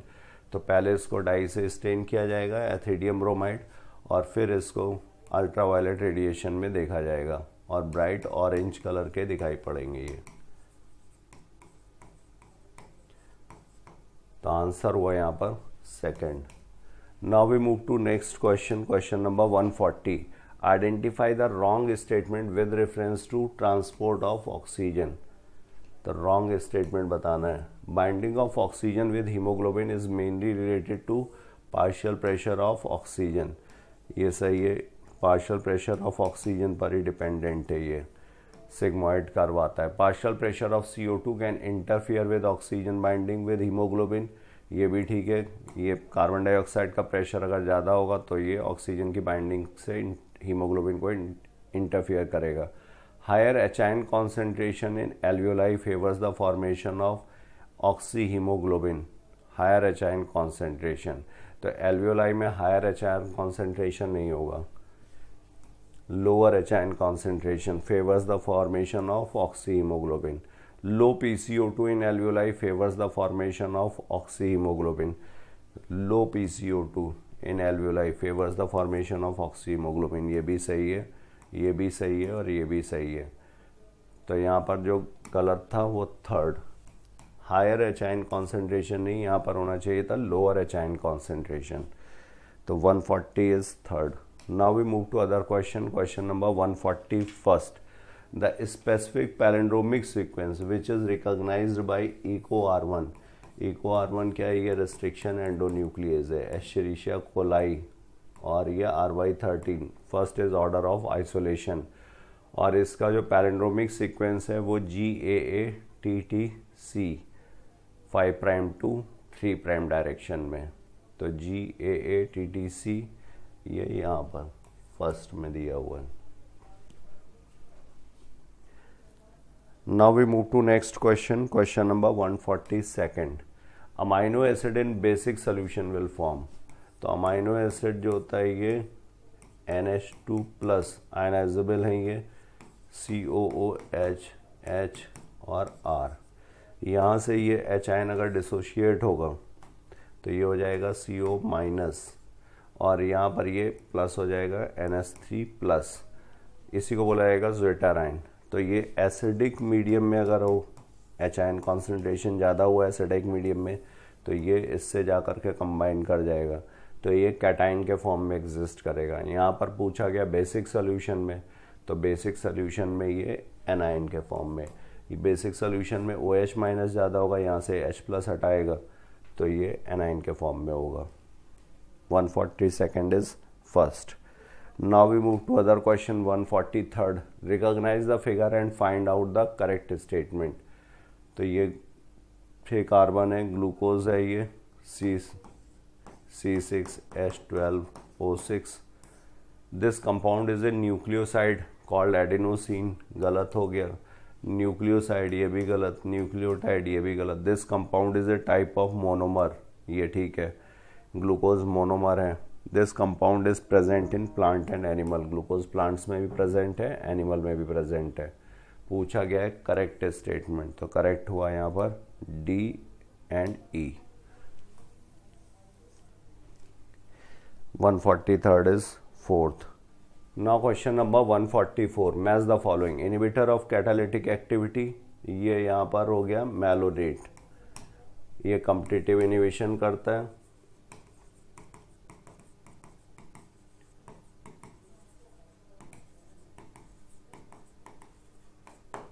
Possesses peptide bond, तो peptide bond presents हैं collagen में। Most abundant animal protein,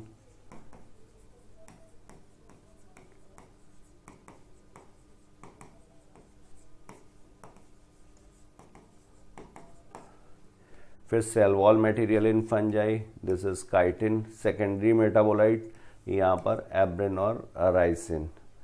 तो आंसर हुआ यहाँ पर A is second and B is fourth, C is third and D is first. Now we move to next question, question number 145. Given below are two statements, amino acids may be acidic, basic and neutral. तो amino acids जो होते हैं वो acidic भी हो सकते हैं, basic भी, न्यूट्रल भी। न्यूट्रल के एग्जाम्पल हो गए glycine, alanine, valine, leucine, isoleucine, basic में लाइसिन, आर्जिनिन, हिस्टिडीन,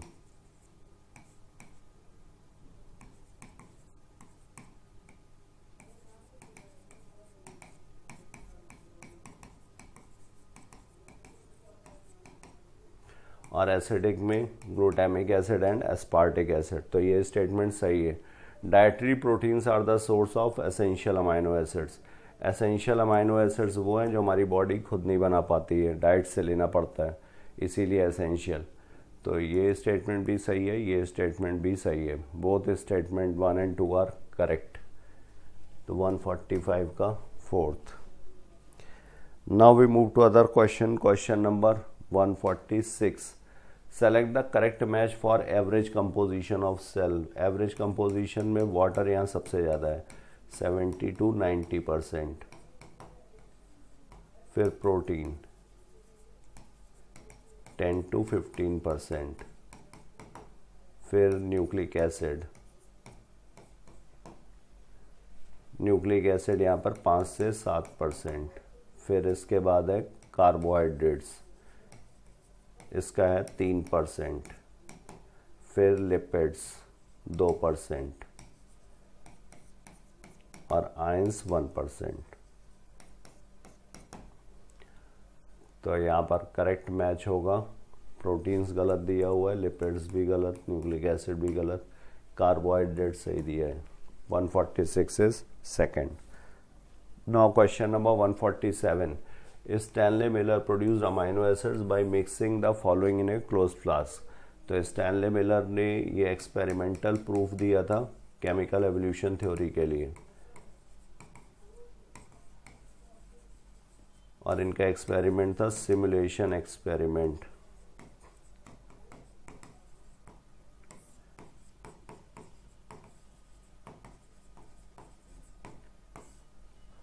तो methane, ammonia, hydrogen and water vapour eight 800 degree centigrade. Methane, ammonia, hydrogen, इनका रेशियो था 2:1:2 और टेम्परेचर था 800 डिग्री सेंटीग्रेड। तो आंसर हुआ यहाँ पर first. Now we move to other question. Question number 148। Secondary metabolites such as nicotine, strychnine, caffeine are produced by plants for their. तो ये सब किसके लिए? ये डिफेंस एक्शन के लिए, chemical defence. 148 is third. Now we move to other question. Question number 149। The oxygenation activity of rubisco enzyme in photorespiration leads to the formation of. तो ये रुबिस्को डुअल एक्शन एंजाइम है, ये carboxylase की तरह और oxygenase की तरह दोनों एक्टिविटी शो करता है। ऑक्सीजनेज की तरह जब ये एक्ट करेगा तो यहाँ पर 3 कार्बन का फॉस्फोग्लिसरिक एसिड एक मॉलिक्यूल और दूसरा बनता है 2 कार्बन का phosphoglycolate.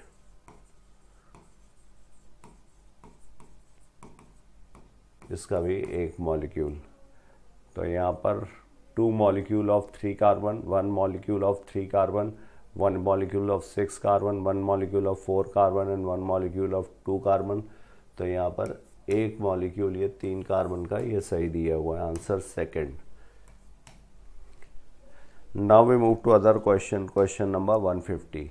Select the correct match. Palmitic acid, यहाँ पर इंक्लूडिंग कार्बोक्सिलिक कार्बन, इसमें टोटल कार्बन्स होते हैं 16।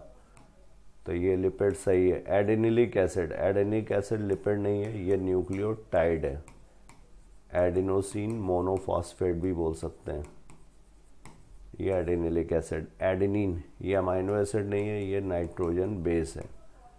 और ये प्यूरिन नाइट्रोजन बेस है। एलानिन, एलानिन ये अमाइनो एसिड है।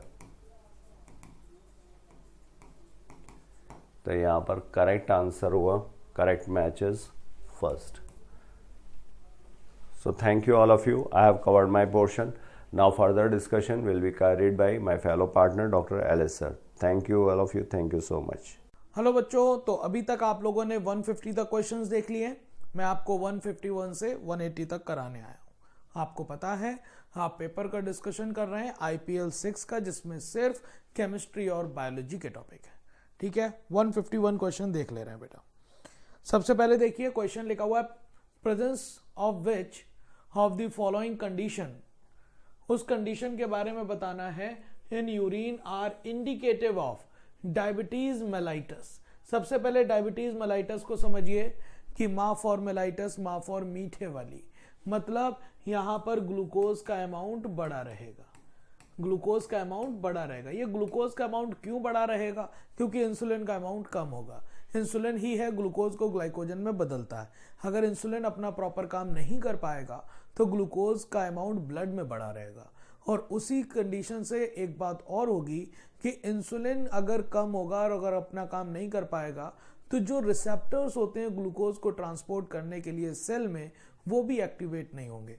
इसका मतलब सेल को ग्लूकोज नहीं मिल पाएगा, ब्लड में ही बढ़ा रहेगा। इसका मतलब सेल को अपने एनर्जी को प्राप्त करने के लिए फैट को तोड़ना पड़ेगा, और जब फैट तोड़ेगा तो कीटोन बॉडी बनते हैं।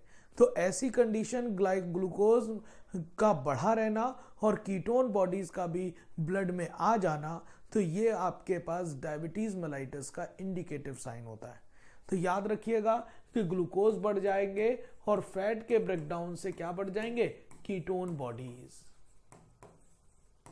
तो इसी कंडीशन को हम डायबिटीज मेलाइटस कहते हैं।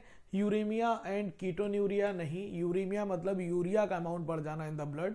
यूरेमिया एंड रीनल कैल्कुलाई नहीं, कीटोन्यूरिया एंड ग्लाइकोसूरिया ये सही है, रीनल कैल्कुलाई नहीं, और हाइपरग्लाइसीमिया हो सकता है, लेकिन आपके पास सही जवाब थर्ड हो जाएगा, 151 का थर्ड। अगला क्वेश्चन देखिए, लिखा हुआ select the option including all sexually transmitted disease. सारी उन डिजीज को आपको सेलेक्ट करना है जो है सेक्सुअली ट्रांसमिटेड डिजीज या फिर इंफेक्शन। इसी को हम वेनरियल डिजीज भी कहते हैं और इसी को हम पेल्विक इन्फ्लामेटरी डिजीज भी कहते हैं। तो आपको बताना है कौन सी सेक्सुअल ट्रांसमिटेड डिजीज है। गोनोरिया बिल्कुल है, सिफिलिस भी है और जेनाइटल हर्पीज भी है। यहां पर गोनोरिया के साथ मलेरिया सेक्सुअली ट्रांसमिटेड नहीं है। यहां पर भी मलेरिया लिखा हुआ है, मलेरिया भी नहीं है, फाइलेरिया भी नहीं है। हालांकि एड्स सिफिलिस है लेकिन कैंसर नहीं है। आंसर आपके पास 152 का 1 बनेगा। ठीक है, अगला क्वेश्चन देख लो, 153 विच of the following hormone level will cause release of ovum. Ovum को रिलीज करना क्या कहलाया जाता है? Ovulation from Graafian follicle. तो ये ओव्यूलेशन कराने के पीछे के हार्मोन का क्या सीन है? तो कहते हैं इस दौरान जब ओव्यूलेशन होता है, जब फॉलिकल मैच्योर हो जाती है, तो एस्ट्रोजन का अमाउंट बढ़ता है और ये एस्ट्रोजन जाकर आपके पास एंटीरियर पिट्यूटरी से FSH और LH का अमाउंट बढ़वा देती है। FSH और LH के कंपैरिजन में LH का अमाउंट ज्यादा बढ़ता है। इसी वजह से इन दोनों के कंपैरिजन में ओव्यूलेशन के लिए बोला जाए तो LH सर्ज जैसा टर्म आप LH के लिए बोलते हो, क्योंकि इसकी पीक ज्यादा हाई होती है। तो एस्ट्रोजन का बड़ा होना, LH का बड़ा होना ओव्यूलेशन कहलाता है। अब मैं आंसर पर देख लेते हैं। हाई कंसंट्रेशन ऑफ एस्ट्रोजन ठीक है, हाई कंसंट्रेशन ऑफ प्रोजेस्टेरोन गलत है, लो कंसंट्रेशन ऑफ LH गलत बात, लो कंसंट्रेशन ऑफ FSH ये भी गलत बात। सही जवाब तो सिर्फ फर्स्ट आ रहा है, 153 का फर्स्ट हो जाएगा बेटा। अगला क्वेश्चन देख लो, 154 under which of the following condition will there be no change. गौर से सुनना, no change in reading frame of following mRNA। मतलब वो कह रहा है कि ऐसा चेंज बताइए जिसमें पूरा फ्रेम ना बदले। तो कह रहे हैं insertion of G at 5th position, क्या फ्रेम बदल जाएगा? 5वें पोजीशन पर आप इंसर्शन कर दीजिए तो बिल्कुल बदल जाएगा। इंसर्शन करेंगे तो बिल्कुल बदल जाएगा, क्योंकि एक या दो बेसों का इंसर्शन करो या डिलीशन करो तो पूरा का पूरा फ्रेम बदलेगा। तो इसके भी बदल जाएगा, इसके भी बदल जाएगा, ये भी फ्रेम शिफ्ट करा देगा। और डिलीशन अगर आप करोगे 5th पोजीशन पर G का तो भी आपके पास फ्रेम शिफ्ट करा देगा। फिर उसने कहा कि इंसर्शन अगर हम कर दें ए और जी का 4th और 5th पर तो भी फ्रेम शिफ्ट करा देगा भाई साहब। लेकिन अगर आपने ये इंसर्शन और डिलीशन 3 या 3 के मल्टीपल में किया है, 3 बेस या 3 के मल्टीपल में इंसर्शन और डिलीशन करोगे तो चेंज पर्टिकुलर अमीनो एसिड पर ही आएगा, पूरा फ्रेम नहीं बदलेगा। यहां पर चेंज सिर्फ जीजीयू के पास आएगा, मतलब सिर्फ एक अमीनो एसिड पर आएगा। ऐसे म्यूटेशन को हम पॉइंट म्यूटेशन कह पाएंगे। तो आंसर आपके पास 4th हो जाएगा, जहां पर फ्रेम शिफ्ट नहीं होगा, नॉट फ्रेम शिफ्ट। क्लियर? अगला क्वेश्चन देख लो। अगला 155 कह रहा है choose the type of enzyme involve in the following reaction. यहां पर देख रहे हो आप इस रिएक्शन में क्या हो रहा है, पहले ये ग्रुप एस के साथ जुड़ा हुआ है, ठीक है, और फिर हमने देखा रिएक्शन के बाद ये एस डेस के साथ जुड़ा हुआ है। इसका मतलब ये एक रिएक्टेंट से एक सबस्ट्रेट से दूसरे में जुड़ गया है, मतलब यहां पर ग्रुप का ट्रांसफर हो रहा है एक एलिमेंट से दूसरे एलिमेंट में, और ऐसा कराने वाले एंजाइम को हम ट्रांसफरेज कहते हैं। क्या कहते हैं? ट्रांसफरेज। और ये सेकेंड क्लास का मेंबर है, क्योंकि पहला ऑक्सीडो रिडक्टेज, दूसरा ट्रांसफरेज, तीसरा हाइड्रोलेज, चौथा लाइएज, पांचवा आइसोमरेज और छठा लाइगेज होता है। तो ये सेकेंड क्लास का मेंबर है और इसे हम क्या कहेंगे? ट्रांसफरेज। 155 का सेकेंड हो जाएगा। अगला क्वेश्चन देख लो 156, और 156 क्वेश्चन आपके पास देखिए क्या कह रहा है। लिखा हुआ है विच of the following pair of organelle, उन पेयर ऑफ ऑर्गेनेल्स का नाम लो जिसके पास डीएनए नहीं होता। तो माइटोकॉन्ड्रिया के पास डीएनए है, लाइसोसोम के पास नहीं है। पेयर की बात कर रहे हैं बेटा, जिसके पास नहीं होता। क्लोरोप्लास्ट के पास है, वैक्यूल के पास नहीं है।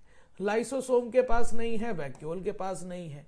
न्यूक्लियर एनवेलप पर नहीं है, लेकिन माइटोकॉन्ड्रिया पर है। तो आपका आंसर क्या हो गया?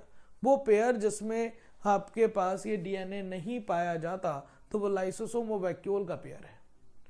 अगला 157, correct sequence of phase of cell cycle. Correct sequence आप सेल साइकिल की बनाइए तो कहते हैं कि ये वाला जीवन फेज हो गया, जीवन की शुरुआत जीवन से होती है, फिर ये एस हो गया, ये G2 हो गया, ये M हो गया।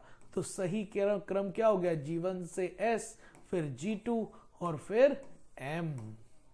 तो G1 S G2 M, तो M के बाद G1 फिर G2 नहीं आता, G1 G2 नहीं आता तुरंत, S के बाद G1 नहीं आता, G1 S G2 M।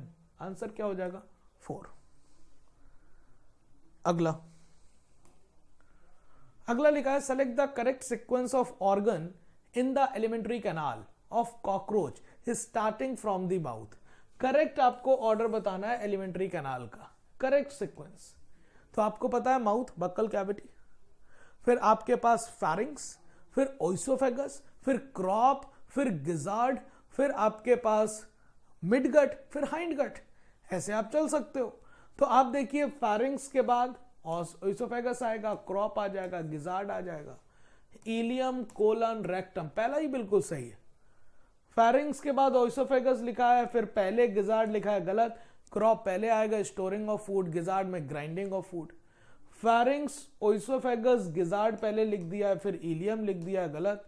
फैरिंग्स, oesophagus, ilium लिख दिया, ना पहला ही ऑप्शन बिल्कुल सही। 158 का आंसर क्या बनेगा बेटा? फर्स्ट बन जाएगा। 159, हाउ डज स्टेरॉइड हार्मोन, कैसे स्टेरॉइड हार्मोन जो होते हैं वो इन्फ्लुएंस करते हैं सेलुलर एक्टिविटी को।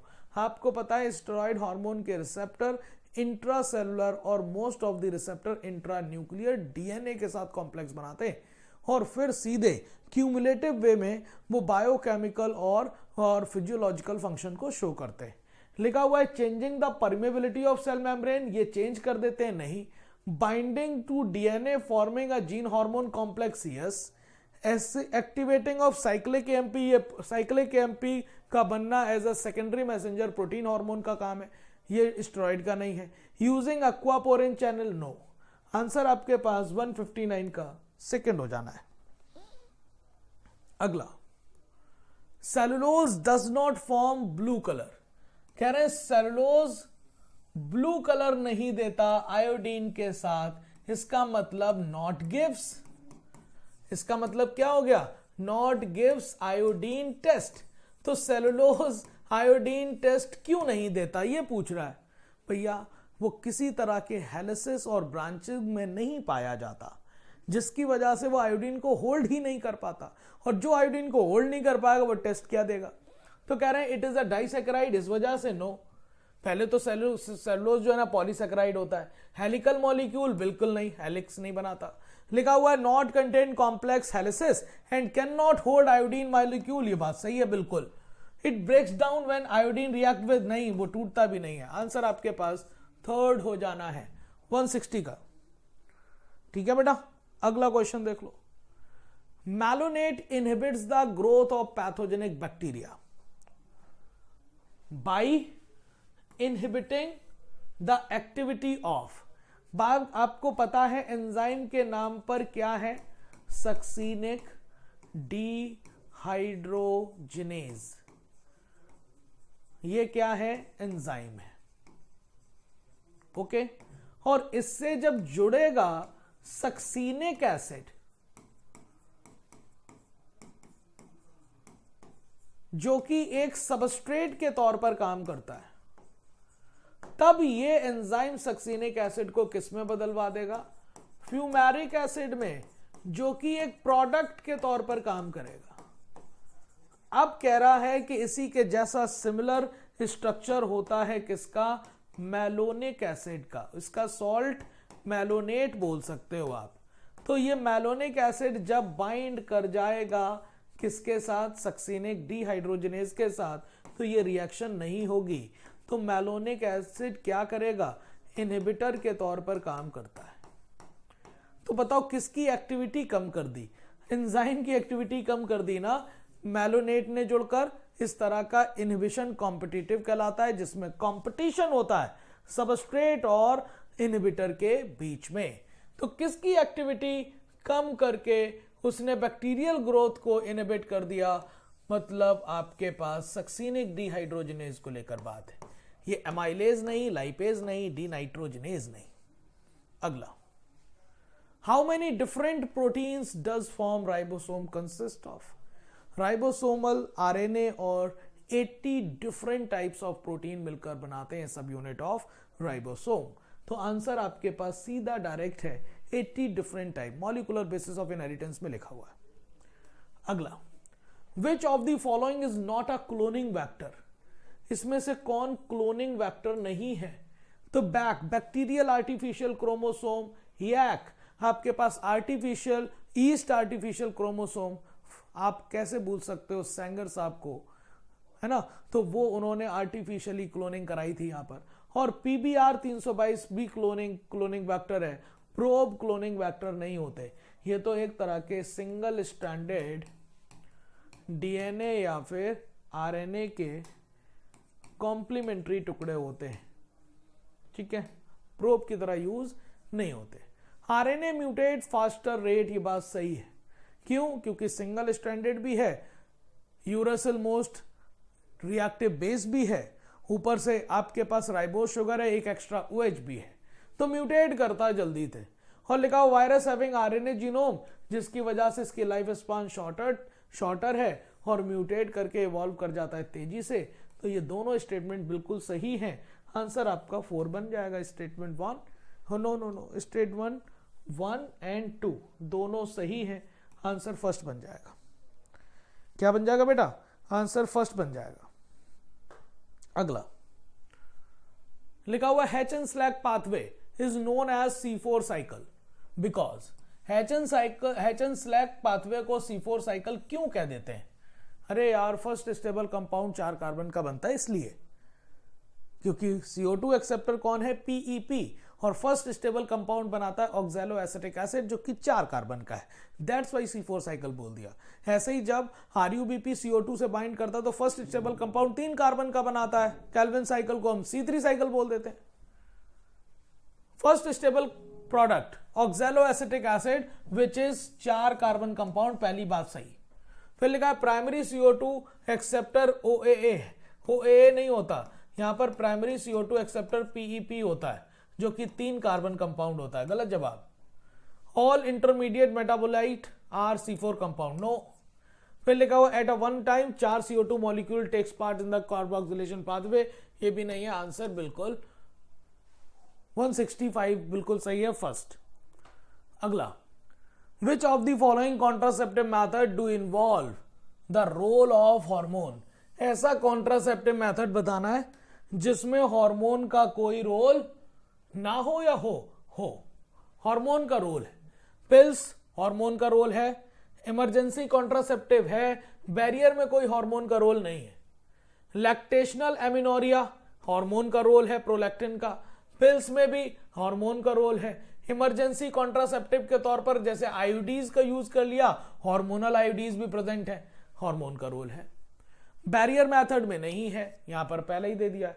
आपके पास यहां पर कॉपर टी में हार्मोन का रोल नहीं है, कॉपर का रोल है, तो इसका मतलब आंसर तो आपके पास सेकंड बन गया, 166 का सेकंड बन जाएगा बेटा, कोई प्रॉब्लम नहीं।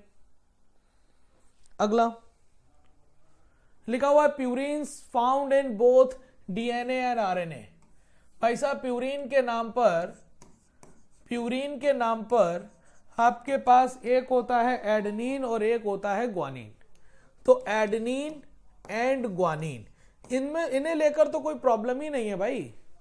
प्यूरिन एडेनिन भी आपके पास दोनों डीएनए आरएनए में एडेनिन भी हो सकता है, ग्वानिन भी हो सकता है। पायरिमिडीन को लेकर है, डीएनए में सिर्फ थाइमीन है और उसकी जगह आरएनए में यूरेसिल होता है। और कॉमन वाली बात करी जाए तो साइटोसिन है। ऐसा पायरिमिडीन जो दोनों में आपके पास डीएनए आरएनए में पाया जाता है वो साइटोसिन होगा, जबकि प्यूरिन को लेकर कोई शर्त नहीं है। एडेनिन और ग्वानिन आंसर हो जाएगा, आंसर थर्ड बन जाएगा 167 का।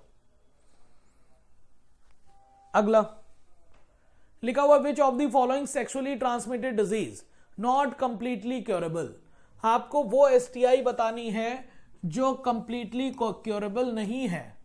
तो क्लेमाइडियसिस क्योरेबल है, क्या है क्योरेबल, गोनोरिया क्योरेबल है, जेनाइटल वॉर्ड्स भी क्योरेबल है, जबकि नॉन क्योरेबल में आता है जेनाइटल हर्पीज जो कि वायरल इंफेक्शन के द्वारा है, और उसके साथ साथ एड्स भी नॉन क्योरेबल है, हिपेटाइटिस बी भी नॉन क्योरेबल है। आंसर क्या हो जाएगा 4। अगला 169 लिखा हुआ विच one of the following is incorrect. Incorrect बताना है, बताइए। लिखा हुआ outer thin layer of pollen grain is made up of cellulose and pectin. भाई साहब पहले तो आउटर लेयर थिन नहीं होती, कहां गई, और वो आपके पास सेलुलोज और पैक्टिन की नहीं बनी होती, वो स्पोरोपोलिन की बनी होती है। ये पहली बात गलत। फिर लिखा inner layer of pollen is called sporopollenin, no, क्योंकि इनर लेयर आपके पास सेलुलोज और पैक्टिन की बनी होती है। Pollen grain are rich in nutrients, ये बात सही है, इसी वजह से हम सिरप और टैबलेट्स में यूज कर रहे हैं। पॉलन कंजम्पशन जो भी करते हैं उनकी एफिशिएंसी बढ़ जाती है, जैसे कि एथलीट और जो रेस करने वाले घोड़े होते हैं उनमें। तो ये दोनों बातें सही हैं, आपको गलत निकालना था तो ए और बी जवाब होगा। इनकरेक्ट निकाला ना, तो इनकरेक्ट आपके पास फर्स्ट और ए और बी हो जाएगा, आंसर 4 हो जाएगा, ए और बी। ठीक है। अगला 170 use of artificial kidney during haemodialysis. हम आर्टिफिशियल किडनी का यूज कर रहे हैं और वो है हीमोडायलिसिस, और हीमोडायलिसिस के दौरान जो डायलाइजिंग यूनिट यूज करते हैं उसका रिजल्ट के बारे में पूछ रहा है और आपको मोस्ट अप्रोप्रिएट आंसर बताना है। हालांकि कुछ बातें एनसीईआरटी के बाहर की पूछी गई हैं इसमें। आप बताइए हीमोडायलिसिस कब कर रहे हैं? तब कर रहे हैं जब किडनी सही से प्रॉपर काम नहीं कर रही, और किडनी से निकलने, किडनी अगर सही काम नहीं कर पा रही अपना काम, जो यूरिया का रिमूवल है वही नहीं कर पा रही, तो किडनी अपने अदर काम कैसे सही से कर पा रही होगी? इसका मतलब किडनी से निकलने वाला हार्मोन का अमाउंट रिड्यूस होगा कि नहीं होगा? तो ये रिड्यूस द आरबीसी प्रोडक्शन, क्योंकि इरिथ्रोपोइटिन जो हार्मोन है वो आरबीसी के प्रोडक्शन में हेल्प करेगा। तो ये वाली बात तो सही है। फिर लिखा हुआ है reduce the absorption of calcium ion from the gastrointestinal tract. तो जब भी आप सेलोफाइन ट्यूब का इसमें यूज कर रहे हैं ना बेटा, तो उसमें नाइट्रोजनस वेस्ट का तो रिमूवल हो ही रहा है, उसमें नाइट्रोजनस वेस्ट के साथ साथ क्लोराइड, उसके साथ साथ कैल्शियम, उसके साथ साथ फॉस्फेट, ये भी लॉस हो रहे हैं। और जब बॉडी को यह पता चलता है कि ये एलिमिनेट होते जा रहे हैं, तो वो गैस्ट्रोइंटेस्टाइनल ट्रैक्ट से कैल्शियम का एब्जॉर्प्शन रिड्यूस कर देता है। तो आपके पास ये वाली बात सही। फिर लिखा non elimination of excess of potassium ion, बिल्कुल एलिमिनेशन होता है पोटेशियम आयन का। और nitrogenous waste buildup in the body, बिल्कुल बिल्डअप नहीं होगा। अगर नाइट्रोजनस वेस्ट को रिमूव करने के लिए तो हेमोडायलिसिस कर रहा है, ये वाली बात गलत। इसका मतलब सी और डी सही है, आंसर सी और डी। क्लियर बेटा। अगला क्वेश्चन लिखा हुआ है कि which is correct matching set. Correct matching set बताना है। ग्लूकोकॉर्टिकॉइड एल्डोस्टेरॉन होता है, और एल्डोस्टेरॉन एड्रिनल कॉर्टेक्स से निकलेगा, ये हो जाएगा थर्ड, और ए का थर्ड एक जगह नहीं दिया। मिलेटोनिन, मिलेटोनिन आपके पास निकलेगा sleep inducing hormone pineal gland, ये हो जाएगा 4। बी का 4 यहां नहीं दिया, एक ऑप्शन गया। थायराइड स्टिमुलेटिंग हार्मोन निकलेगा इंटीरियर पिट्यूटरी से, ये हो जाएगा सेकंड। सी का सेकंड यहां नहीं दिया, ऑप्शन आपके पास इतनी मशक्कत के बाद फर्स्ट आ गया है। और ऑक्सीटोसिन जो कि होगा आपके पोस्टीरियर पिट्यूटरी से निकलेगा। मिल्क इजेक्शन रिफ्लेक्स और आपके पास फीटल इजेक्शन रिफ्लेक्स, दोनों आपके पास कौन कंट्रोल करता है? यही ऑक्सीटोसिन, लव हार्मोन कहते हैं। Due to increasing airborne allergens, क्या इंक्रीज कर गए हैं? इंक्रीज कर गए हैं airborne allergens and pollutants. Many people in urban area suffering from respiratory disorder causing, कैसा साउंड? Wheezing sound. याद रखिएगा, ये वीजिंग साउंड तभी होगा जब ब्रोंकाई और ब्रोंक्यूल का भी अंदर का जो सरफेस एरिया वो कम हो जाएगा। और ये कब होगा कम? जब आपका इन्फ्लामेशन हो जाए। तो कहते हैं ये वीजिंग साउंड अस्थमा में सुनाई देता है कि नहीं? तो आपको reduction in the secretion of surfactant by pneumocyte, no. लिखा हुआ benign growth of on muscles lining of nasal cavity, ये भी नहीं। इन्फ्लामेशन ऑफ ब्रोंकाई और ब्रोंक्यूल, ये बिल्कुल सही है, जिसके अंदर का जो सरफेस, अंदर का जो वॉल्यूम है वो कम हो जाएगा। वॉल्यूम कम होगा तो ये सीटी बजेगी, वीजिंग साउंड आएगा। Proliferation of fibrous tissue of damage alveolar wall, नहीं। आंसर आपके पास 172 का 3 हो जाएगा, थर्ड। अगला क्वेश्चन देख लो 173। Which of the following feature of genetic code, वो फीचर बताइए जेनेटिक कोड का, does allow bacteria to produce human insulin by recombinant DNA technology. ये वो फीचर है आपके पास जेनेटिक कोड का, जिसके जरिए हम अपनी प्रोटीन को, ह्यूमन के अंदर बनने वाली प्रोटीन को किसी अदर ऑर्गेनिज्म में बना सकते हैं। इसका मेन रीजन है कि जेनेटिक कोड यूनिवर्सल होते हैं, हालांकि कुछ एक्सेप्शन है, इसी वजह से हम नियरली यूनिवर्सल कहते हैं। सर स्पेसिफिक का मतलब क्या होता है? हमने कहा कि अगर जी अगर ग्लाइसिन को कोड करता है तो ये हमेशा, ये जेनेटिक कोड ग्लाइसिन को ही कोड करेगा ऑलवेज, किसी अदर अमीनो एसिड को नहीं। इसका मतलब होता है स्पेसिफिक।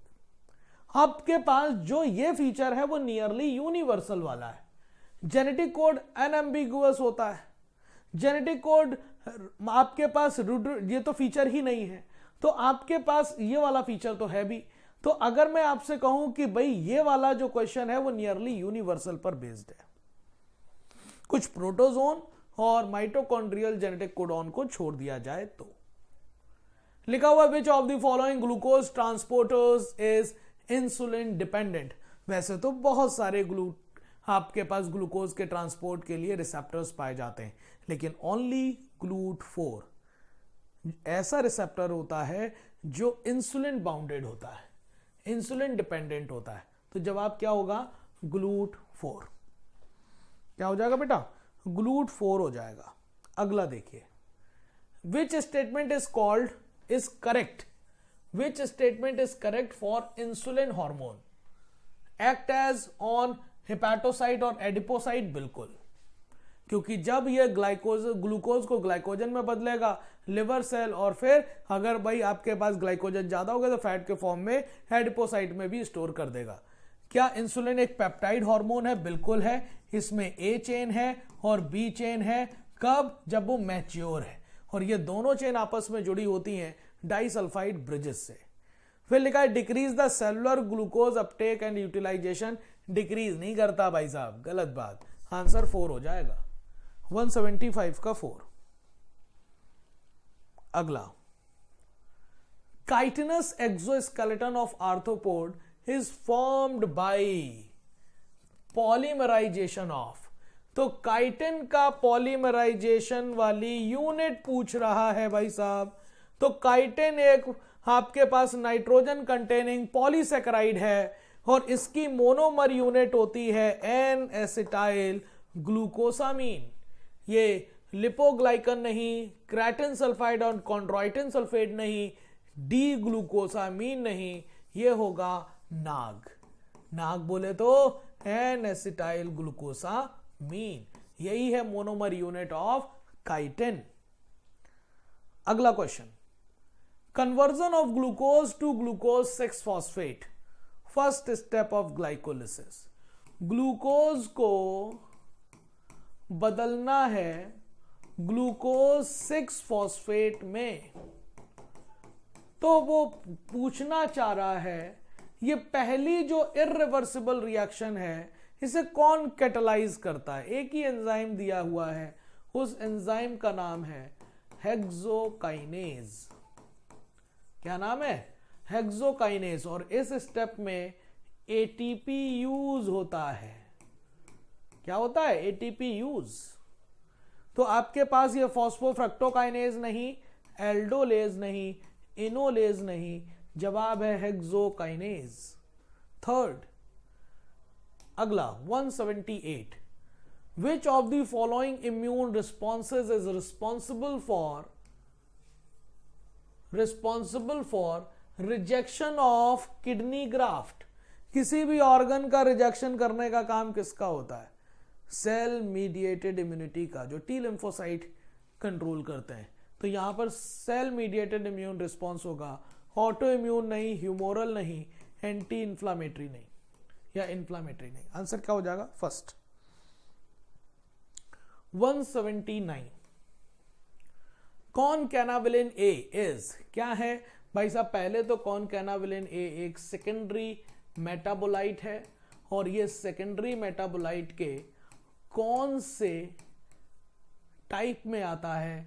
तो ये आता है एसेंशियल ऑयल, या फिर बताइए लैक्टिन में आता है। तो ये सेकेंडरी मेटाबोलाइट के लैक्टिन में आता है। आंसर क्या हो जाएगा? फर्स्ट। एसेंशियल ऑयल में एक एग्जांपल दिया हुआ है, नाम है लेमन ग्रास ऑयल। एल्कोलॉइड में मॉर्फिन और कोडीन आ जाएगा, पिगमेंट में कैरोटिनॉइड और एंथोसाइनिन आ जाएंगे। आंसर क्या हो जाएगा बेटा इसका? 4। 180, it takes very long time for pineapple plant. कह रहे हैं it takes very long time for pineapple plants to produce flowers. बहुत टाइम ले रहा है फ्लावर को प्रोड्यूस करने में। हम कौन सा हार्मोन का कॉम्बिनेशन दे सकते हैं यहां पर अप्लाई करें आर्टिफिशियली, जिससे फ्लावरिंग इन पाइनएप्पल क्या हो जाए? थ्रू आउट ईयर इंक्रीज हो जाए, जल्दी आ जाए, और जिससे ईल्ड भी बढ़ जाए। तो ये एनसीईआरटी में 2 जगह लिखा है। प्लांट ग्रोथ एंड डेवलपमेंट में पहले लिखा हुआ है ऑक्सिन में, हाँ या ना, और दूसरा लिखा हुआ है इथाइलिन में। तो ये साइटोकाइनिन और एब्सिसिक एसिड नहीं, जिब्रेलिक एसिड और साइटोकाइनिन नहीं, जिब्रेलिन और एब्सिसिक नहीं। जवाब क्या होगा? ऑक्सिन और इथाइलिन। क्या जवाब हो जाएगा बेटा? ऑक्सिन और इथाइलिन। इस तरह से आपके पास 180 का आंसर क्या आ जाएगा? सेकेंड। आई होप आपको सारे क्वेश्चन अच्छे लगे होंगे, सारे क्वेश्चन आपको कुछ ना कुछ सीखने को मिला होगा। आप ऐसे ही अपनी तैयारी को बना के रखिए और अपना खूब सारा ख्याल रखिए। Thank you so much.